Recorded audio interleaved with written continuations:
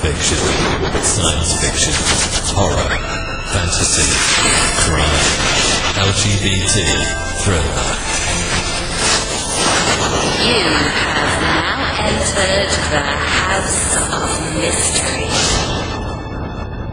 with your hosts, Eric Shapiro, David North Martino, John Copenhagen, and Al Warren. On 106.5 FM Los Angeles, 102.3 FM Riverside, and 105.0 AM Palm Springs. You are back in the House of Mystery, and it's a mysterious world indeed. I'm Al Warren, of course. Mr. David Martino is co-hosting. I am here, present.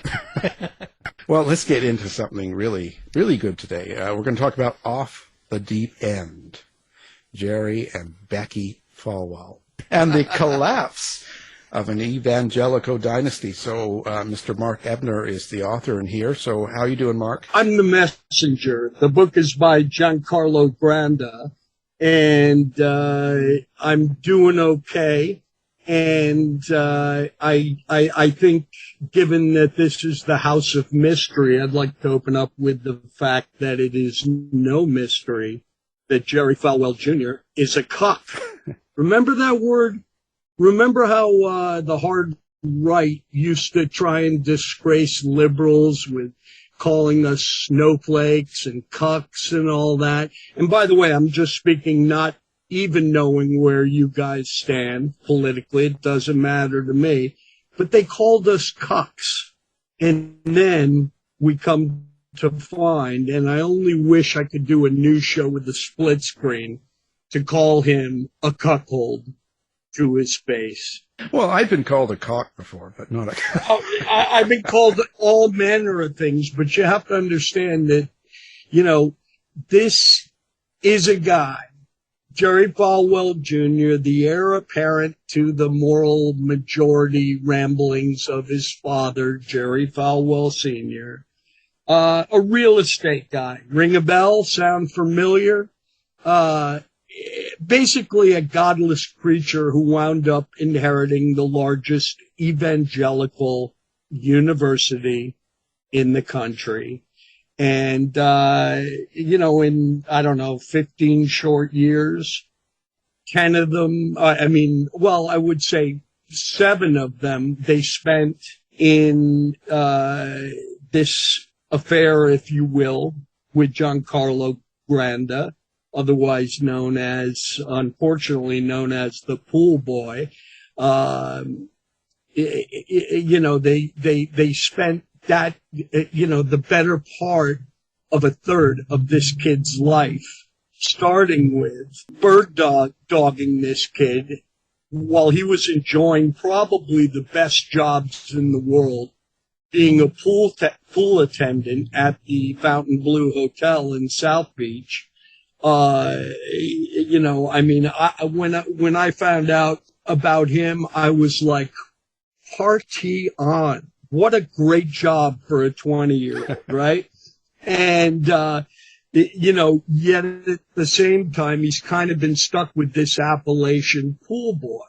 People don't understand that since then, this kid who was, when he was working at the Fountainbleu, was putting his way through Miami-Dade Community College. He since has finished there, got a bachelor's degree, and now he has a master's degree in real estate finance and development from Georgetown University. In spite of all the trauma that this sociopathological couple, Jerry Falwell Jr. and Becki Falwell, put him through. From the top, they bird dogged him at the Fountainbleu. They stalked him. Becki was taking photos of him. He looked over his shoulder. He saw this hot cougar, for lack of a better term, peering over her sunglasses at him. She beckoned him over. He grabbed a minute with her on one of the $150 a day beds at that place, and she said, something to the effect of, younger girls don't know anything, blah, blah, blah. Would you like to come up to my room? Now, 20 years old, handsome kid, working at the Fountainbleu. What would your response to be to such an invitation? Probably what Giancarlo, his reaction was, who can blame him, right? Well, they didn't want to go up to their $1,500 a night suite in the Tresor Tower of the Fountainbleu. In fact, what they suggested, they being Becki at the time, was that they meet up at the Days Inn down the street. And, to avoid any scrutiny, if anyone recognized him as working there, going up to their room.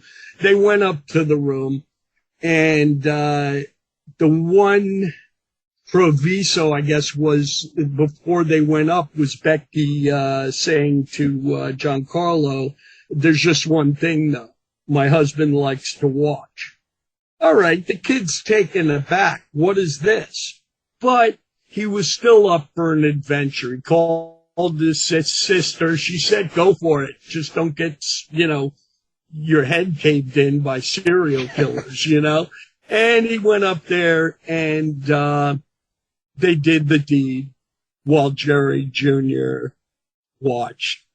And so began an odyssey whereby they groomed him, they exploited him, they went into business with him. To this day, Alan, Giancarlo Granda owns a quarter share in a multi-million-dollar piece of property, multi-use property in South Beach. They went into business with him. But underlying all that, you think this would be a dream come true for a kid who, as I mentioned, had his sights set on a career in real estate to begin with. You'd think that this would be like, Christmas time in June for him. Yet, at the same time, they had other plans in mind. By tying him to this real estate deal, by Jerry, the cuck in the corner, videotaping all their encounters. This became unspoken blackmail. In other words, they owned his ass. And, it got to the point, as you'll read in Off the Deep End, that Giancarlo finally had to just, and I'm quoting him in his, last text before he went fully public, and, he said, I got to take the kamikaze route.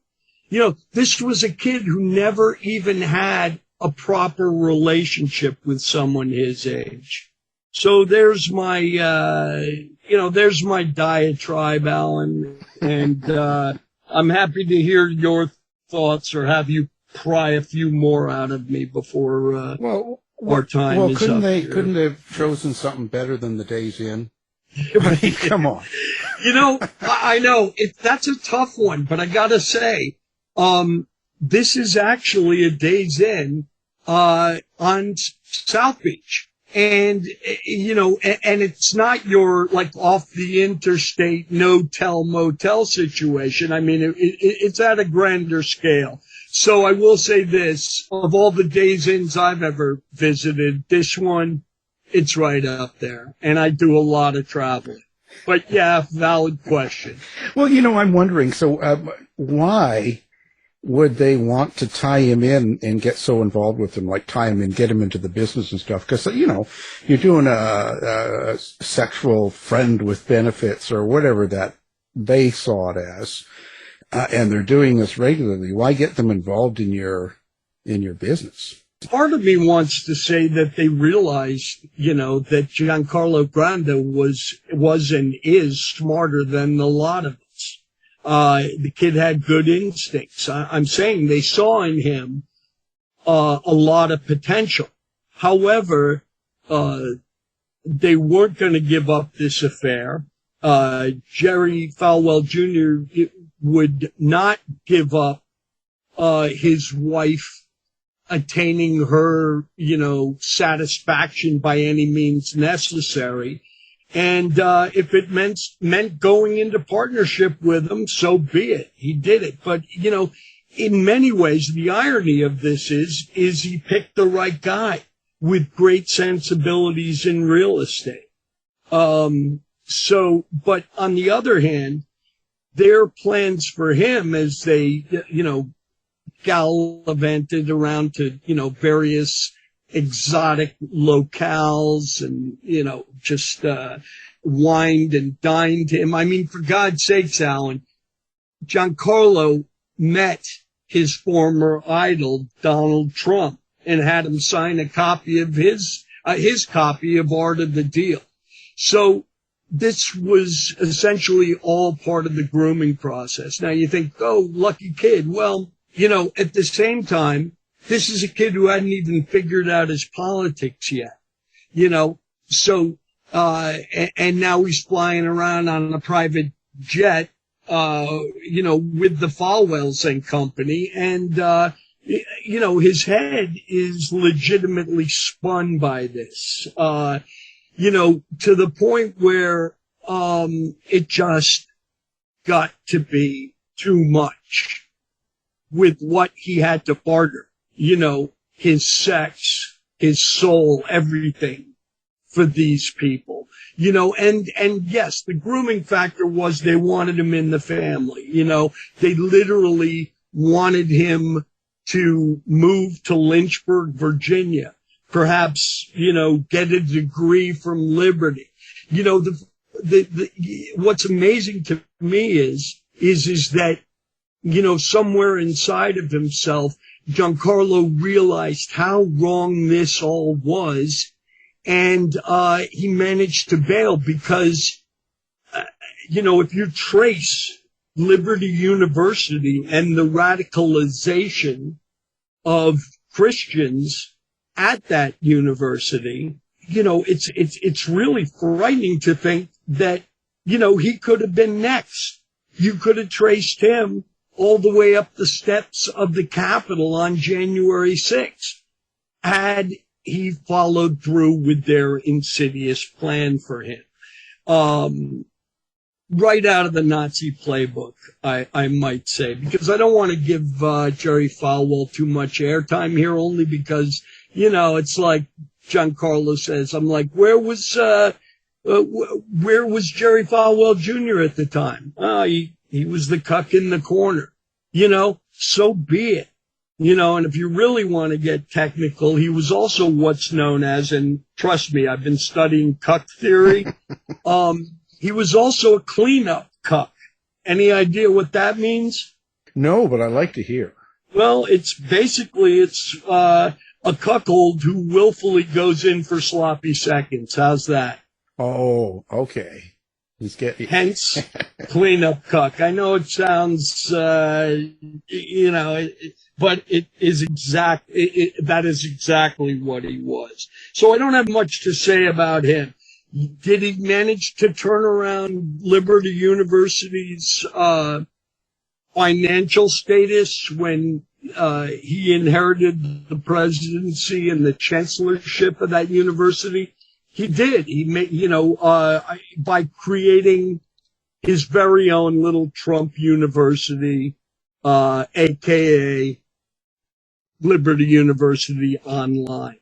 It's a really interesting Ponzi scheme, in my opinion, the way that the online enrollment at Liberty actually supports the physical campus and all its ornaments. You know what I'm saying? Yeah. And by the way, what's real, I do want to stress, I'm joking around about Jerry being a cuck, but this, honestly, at the end of the day, this isn't about kink shaming anybody.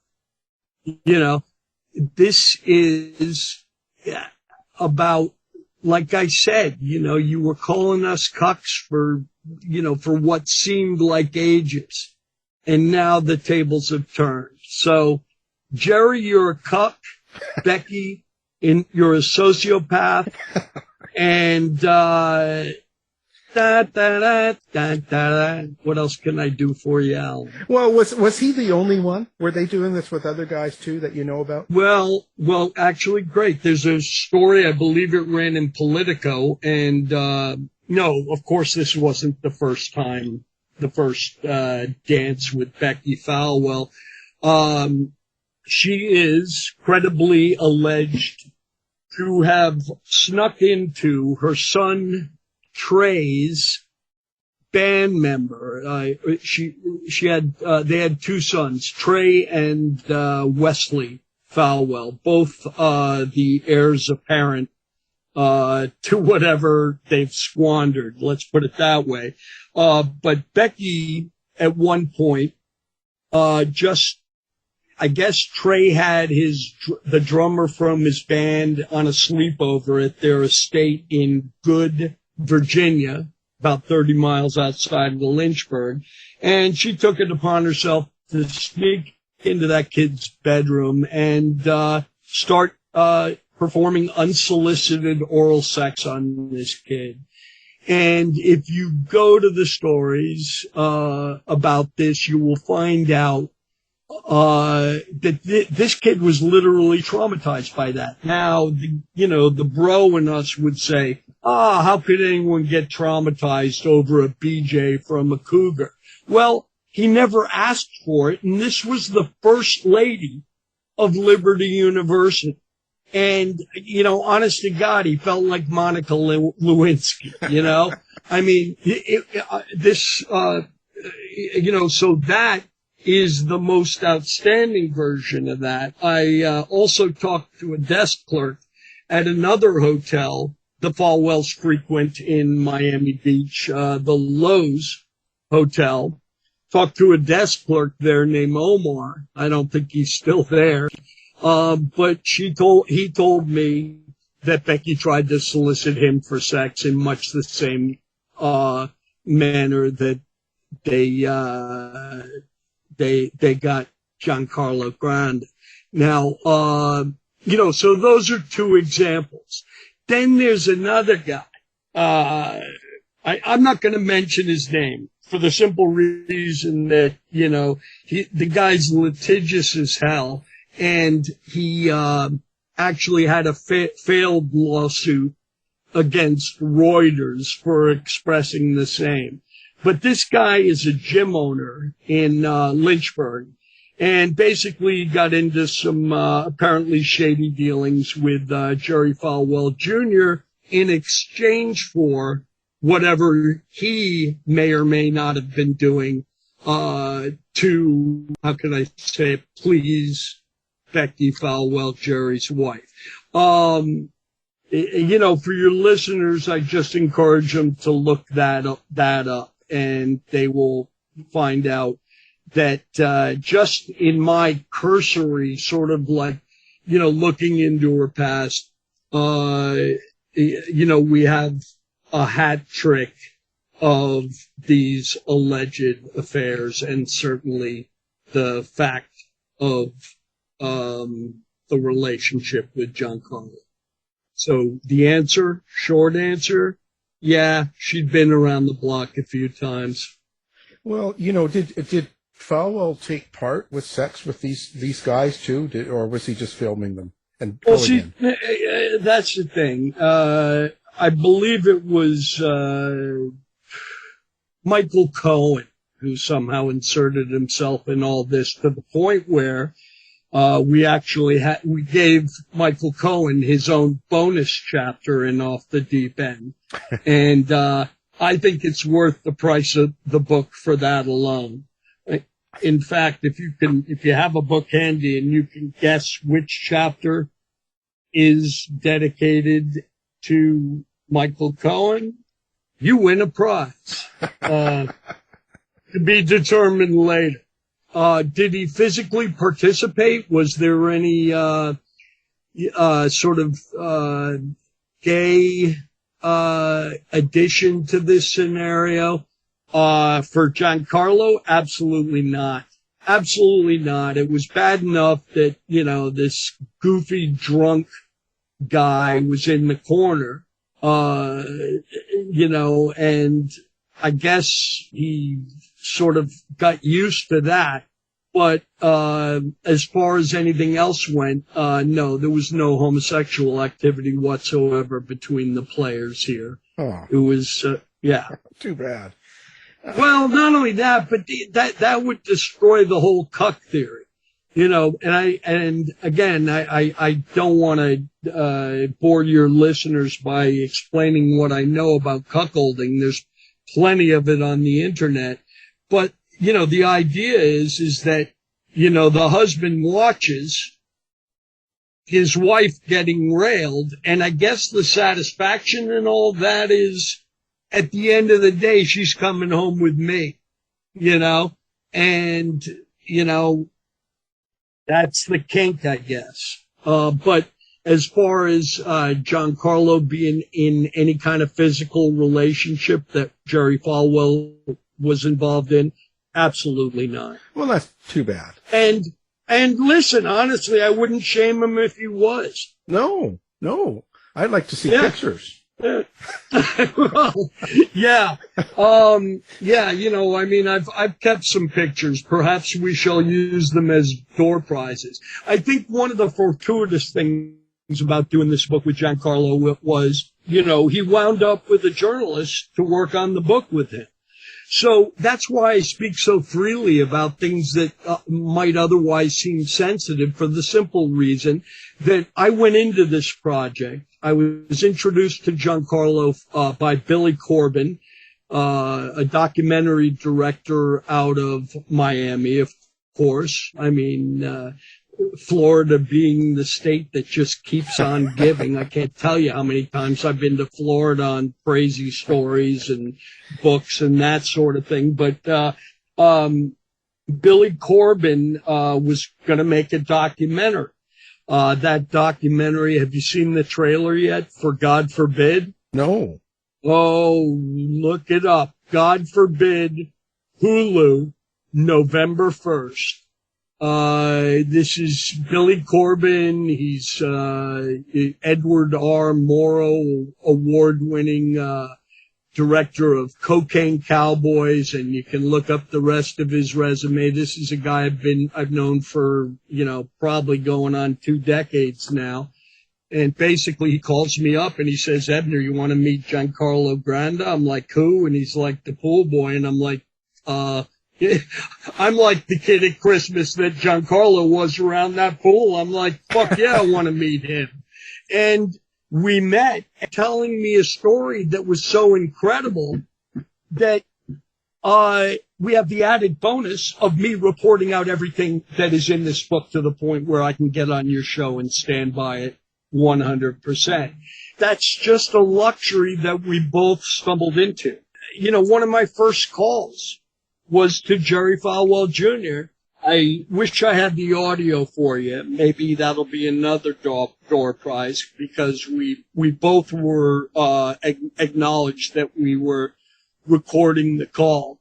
And he said to me, I can't even imitate, this hillbilly Gatsby if I tried, But basically he was saying, Giancarlo Granda will be sitting in a federal prison. And I'm just sort of, you can hear me nodding my head on the phone. And he said, and I might add, paraphrasing, you could be abetting him. And, I kind of took that as a threat.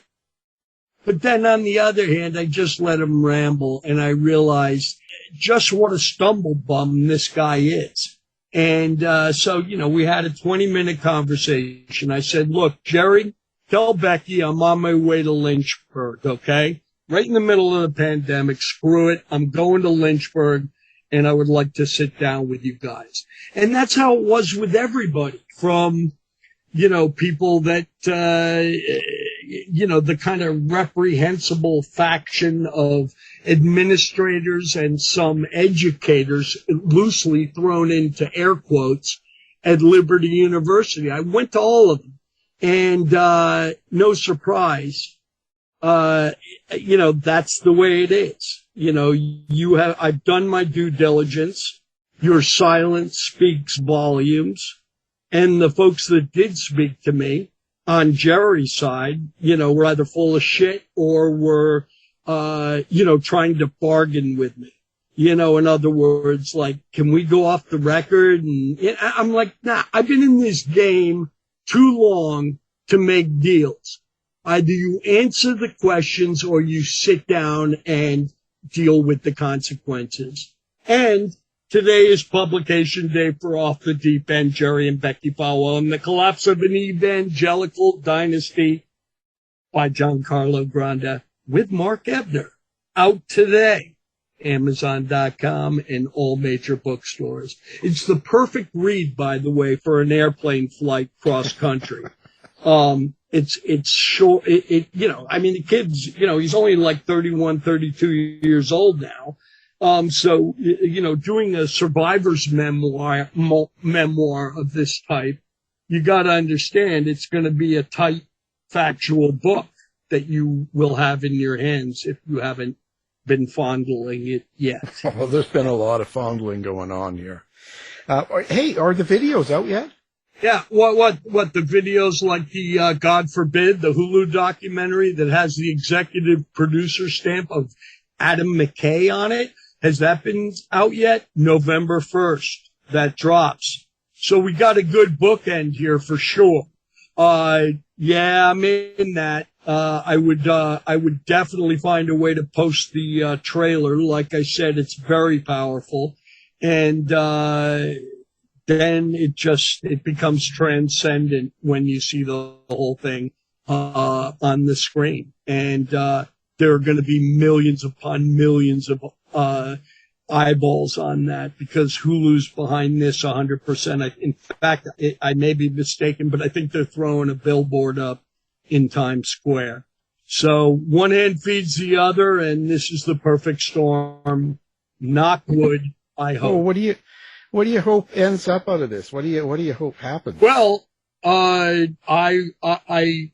personally, I hope that, Becki Falwell and Jerry Falwell are permanently deplatformed, mainly because, all the lies that they accuse Giancarlo of, they are guilty 10x to anything that, he regrets saying or doing. And believe me, his regrets are in the book.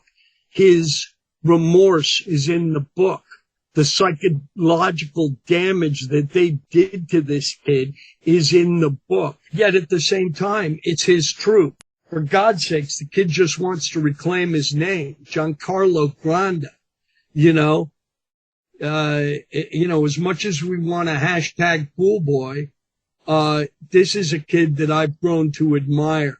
In fact, to me, he reminds me of a Kennedy. He's just charismatic. He's brilliant. And, I've worked with him for over 2 years on this volume.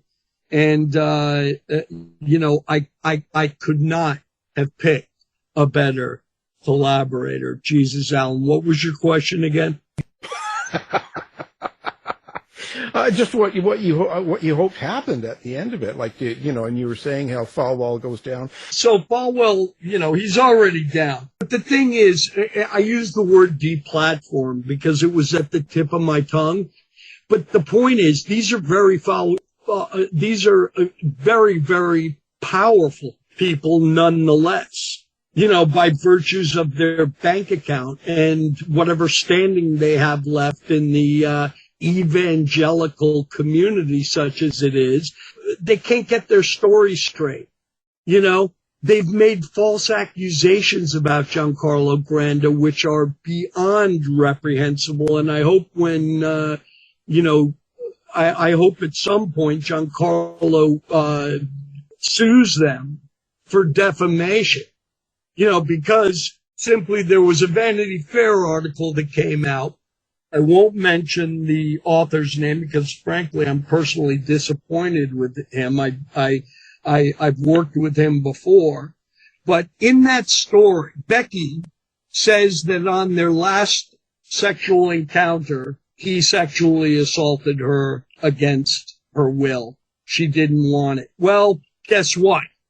The evidence of how much she enjoyed that is, of course, on Jerry Falwell's iPhone. He filmed the whole thing. So if he was filming a rape, put it up on the screen. Let's see it. She was not only there for that last time and, a willing participant, she literally arm wrestled Giancarlo into that, escapade while his family was sleeping in one of the guest rooms. You see what I'm saying? Yeah. Now, to further prove the point and how egregious that allegation is, 4 months later, and I have this evidence, Jerry and Becki, with Jerry filming, did a FaceTime with Giancarlo. And in that FaceTime, she does a striptease and beckons him, totally nude, touching herself, to all the places in their home where Giancarlo had railed her. You know what I'm saying? So this was 4 months after the alleged incident where she claims that he sexually assaulted her. So her claim is right out the window. Okay. And to add insult to injury, and I told you, stumblebum Jerry Falwell can't keep his story straight. A follow-up interview was done with the New Yorker. The author of that, gosh, I'm trying to remember her name. This is embarrassing. Regardless, the journalist who was interviewing them asked them about that alleged sexual assault. And honest to God, Jerry said on the record, we just made that up to try and kill the book. Okay, so he blew his own wife's claim out of the water. This is a guy who, under the guise of trying to protect his wife, has been throwing her under the bus at any given opportunity to save his own ass. And it's just not going to work. What do I want to happen with them? Well, he's already been relieved of his job at Liberty University, finally the board got it. Oh my. Together. How dare you? Canned him. But at the same time, that doesn't do all the damage that he did, starting with throwing the evangelical vote to Donald Trump in a deal that was cooked up with, surprise, Michael Cohen. This is a book to get. And, of course, Mark Ebner is part of it. You're always in these wild things. Yeah, I know. I've spent a career telling other people's stories, which has led me to believe that that my own story can't be that interesting. Otherwise, I would have done a memoir myself. But, it is what it is. And I defer to stories that are more fascinating than my own, for sure. And someone just needs to do your story. That's all. One day. Yeah, journalist, PI, ex-drug addict, what else? Everything I divulged about myself when Scientology was coming after me. And, that reminds me, I don't want to ignore the cult issue around this whole story. In the ways that they tried to silence Giancarlo Granda. You ever heard of Darvo? D-A-R-V-O? I think so, but I don't know what that... If you look it up, Donald Trump will be footnoted, I'm sure, on the Wikipedia for that. But Darvo is deny attack and reverse the order of victim and offender. So anything that, it's that classic cult move, very Scientological, but it's that classic cult move of just trying to flip the script on your critics. In this case, it didn't work. And Giancarlo is the proud author of Off the Deep End, Jerry and Becki Falwell, and the collapse of an evangelical dynasty, in bookstores now and on Amazon.com, everywhere, from the William Morrow imprint at HarperCollins. Well, geez, I don't have to give an outgo. That's just does it all. Well, Mark Hey, man, Ebner, my I pleasure. appreciate everything. And Alan, anytime. What's your email box for little Easter eggs I'll send your way? I really appreciate you having me launching this book. Always. First interview out. And I noticed we've only been on for 40 minutes. If you want to go on, we can go on. But it's all in the pages. And I hope your listeners, just give this book a chance, because, at the end of the day, as much as we like to joke, at the end of the day, I feel like this is some of the most important work I've ever done. yeah, but the only thing with this sort of stuff is, nothing really ever happens to people like this. Like Falwell Jr. or anybody that's got some sort of a status, in evangelicals or in politics and things like that. Nothing really happens to them, like they. Yeah, it's sort of like, I described it better in the book, I think, but I can't even remember what I wrote. I'm such an old stoner, but I guess I got to read the thing, but I will say this. What they do is they take their fortunes, what's left of them, and the same thing that Donald Trump would be doing down at Mar-a-Lago, they're doing at their estate outside Lynchburg. They're closing ranks and, I guess, trying to hang on to what they have. But in terms of ratio, in this day of, the internet speaks and social media speaks, they're done. They're cooked. So when you say nothing happens to them, with your jaundiced eye, Alan, watch for any, frail response to this work that comes from their camp, and watch it wither on the vine. Well, there you have it. Again, Mark Ebner, thank you for being here. Anytime, Alan. Thank you. You've been listening to the House of Mystery radio show. To find out more about our guests, hosts, or shows, go to www.houseofmystery.com. Show's over for now. Was it as good for you as it was for me? Well, good night. This has been a production of Something Weird Media. I'll be back.